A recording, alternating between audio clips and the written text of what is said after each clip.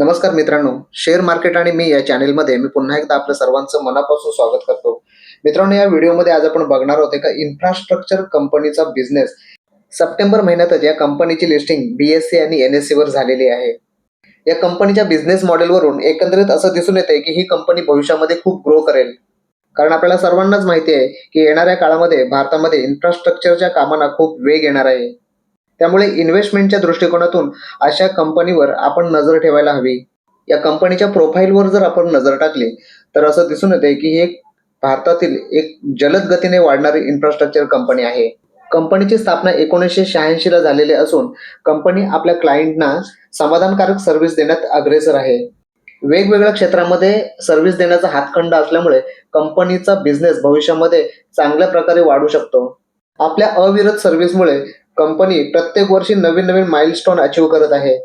कंपनीचं असं म्हणणं आहे की त्यांच्याकडे इन्फ्रास्ट्रक्चर क्षेत्रातला खूप मोठा अनुभव असून भारतातील वेगवेगळ्या 12 राज्यांमध्ये ते आपले सर्व्हिस प्रोव्हाइड करतात. ज्यामध्ये सेंट्रल आणि स्टेट गव्हर्नमेंटना सर्व्हिस देणं, local bodies, world bank project अशा अनेक प्रकारच्या सर्व्हिसेस कंपनी देते. कंपनी ज्या महत्त्वाच्या सर्व्हिस प्रोव्हाइड करते त्याच्यामधील एक सर्व्हिस आहे ती म्हणजे वॉटर सप्लाय.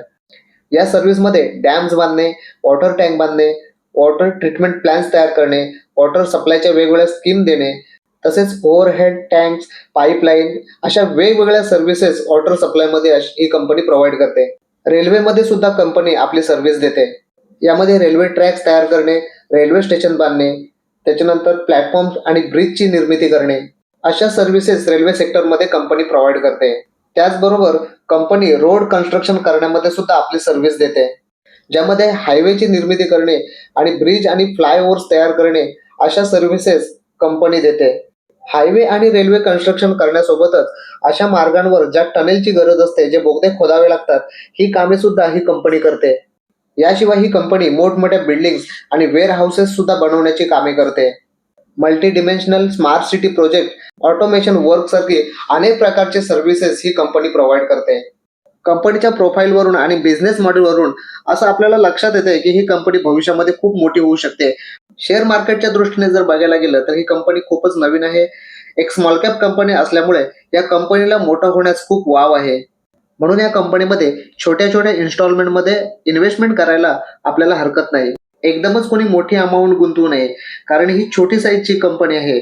अशा छोट्या कंपन्या रिस्की सुद्धा असतात. पण आपला व्ह्यू जर लॉंग टर्मचा असेल तर आतापासूनच ह्या कंपनीमध्ये इन्व्हेस्टमेंटला सुरुवात करण्यास काहीच हरकत नाही. पण मित्रांनो, इथे क्लिअर डिस्क्लेमर देतो की ही कंपनी माझ्याही पोर्टफोलिओमध्ये असून मी कोणालाही रिकमेंडेशन करत नाही की जा आणि या कंपनीमध्ये इन्व्हेस्ट करा म्हणून. कोणत्याही कंपनीमध्ये बाईंग करणं, होल्ड करणं, सेल करणं याचा निर्णय प्रत्येकाने स्वतः घ्यायचा आहे. म्हणून इन्व्हेस्टमेंट करण्यापूर्वी या कंपनीचे फंडामेंटल्स काय आहेत ते पण आपण चेक करूया. ही एक स्मॉल कॅप कंपनी असून कंपनीचं मार्केट कॅप केवळ 2500 करोड आहे. त्यामुळे भविष्यात जर या कंपनीमध्ये कधी क्रॅश आला तर ही कंपनी 40-50% मगाशी सांगितल्याप्रमाणे इझिली क्रॅश होऊ शकते. त्यामुळे अशा शक्यता गृहीत धरूनच अशा कंपन्यांमध्ये आपण इन्व्हेस्टमेंट केली पाहिजे. या कंपनीच्या शेअर्सची करंट प्राइस ₹200 आहे. पीई रेशो 27 असून कंपनीची फेस व्हॅल्यू 10 आहे. त्यामुळे भविष्यात कंपनी स्प्लिट सारखी कॉर्पोरेट ऍक्शन देऊ शकते. आता हे स्प्लिट देणं न देणं हे सर्वस्वी कंपनीच्या हातात असतं. म्हणून कोणत्याही कंपनीच्या शेअर्सची बाईंग करताना बायबॅक, स्प्लिट, बोनस, डिव्हिडंड या गोष्टी आपण कधीच गृहीत धरू नयेत. आपलं टार्गेट एकच पाहिजे, ते म्हणजे कॅपिटल ॲप्रिसिएशन झालं पाहिजे. ₹100 शेअर ₹1000 कसा जाईल याच्यावर आपलं लक्ष पाहिजे. कारण एकदा का कंपनीचा बिझनेस मोठा झाला की या सर्व साईड डिश कंपनी स्वतःहून शेअर होल्डरना देतच असते.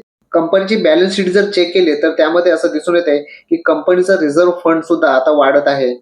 कंपनीकडे जवळपास 500-525 करोडचं रिझर्व्ह फंड आहे. कंपनीचा प्रॉफिट मार्च 2023च्या क्वार्टरमध्ये 64 करोड होता. त्यानंतरच्या क्वार्टरमध्ये थोडासा प्रॉफिट कमी झाला, पण गेल्या क्वार्टरमध्ये कंपनीने कमबॅक करून 38 करोडचा प्रॉफिट कमवला आहे. सर्व ऍडजस्टमेंट मायनस केल्यानंतर कंपनीने मार्च 2023च्या क्वार्टरमध्ये 38,000चा नेट प्रॉफिट केला होता. त्यानंतर थोडासा नेट प्रॉफिट कमी होऊन 16,000 वर गेला आणि आता रिसेंटली 21,000चा नेट प्रॉफिट कंपनीने कमवलेला दिसून येतोय. शेअर होल्डिंग पॅटर्न बघितलं तर प्रमोटर्सकडे 68% शेअर्स आहेत, एफआयएस कडे 4.5%, डीआयएस कडे 5% आणि पब्लिककडे जवळपास 23% शेअर्स आहेत. एकंदरीत कंपनीची शेअर होल्डिंग पॅटर्न सुद्धा बॅलन्स आहे. मित्रांनो, या कंपनीचं नाव आहे विष्णू प्रकाश आर पुंगिला लिमिटेड म्हणजेच VPRPL. कंपनीची शेअर प्राइस सध्या 200 रुपयाच्या आसपास आहे. कंपनीची लिस्टिंग सप्टेंबर महिन्यातच झालेली असून या गेल्या 1-2 महिन्यामध्ये कंपनीने 15% पॉझिटिव्ह रिटर्न शेअर होल्डरना दिलेला आहे. या कंपनीची शेअर प्राइस 200 रुपये असल्यामुळे जर आपण कंपनीमध्ये इन्व्हेस्टमेंट करण्याचा विचार करत असू तर ही गोष्ट आपल्यासाठी रिस्की होऊ शकते. पण कंपनीचा बिझनेस आवडतोय म्हणून जर आपण त्या कंपनीमध्ये इन्व्हेस्टमेंट करणार असाल तर हा निर्णय योग्य आहे. कंपनीचा बिझनेस वाढणं ही सगळ्यात महत्त्वाची गोष्ट आहे. कारण बिझनेस जर वाढला तर रेव्हेन्यू वाढेल, रेव्हेन्यू वाढला तर प्रॉफिट वाढेल आणि पर्यायाने कंपनीच्या शेअर प्राइसमध्ये सुद्धा वाढ होईल. शेअर प्राइस छोटे असल्यामुळे जास्त क्वांटिटीसाठी भरमसाठ इन्व्हेस्टमेंट करणे हे सुद्धा धोक्याचं होऊ शकतं. त्यामुळे इन्व्हेस्टमेंट करताना छोट्या छोट्या रकमेमध्ये इन्व्हेस्टमेंट करायला पाहिजे. शिवाय आपल्याला बाय ऑन डिपची स्ट्रॅटेजी सुद्धा अवलंबता आली पाहिजे. सध्या ग्लोबल मार्केट सुद्धा प्रेशरमध्ये आहे. त्यामुळे अशा छोट्या कंपन्या कधी ना कधी 10, 15, 20% खाली येतात. अशा वेळी सुद्धा आपल्याला थोडीफार क्वांटिटी ऍड करता आली पाहिजे. म्हणून एकंदरीत बिझनेस मॉडेलवरून VPRPL ही कंपनी भविष्यात मोठी होऊन चांगल्या प्रकारचं रिटर्न कमवून देऊ शकते असा माझा अंदाज आहे.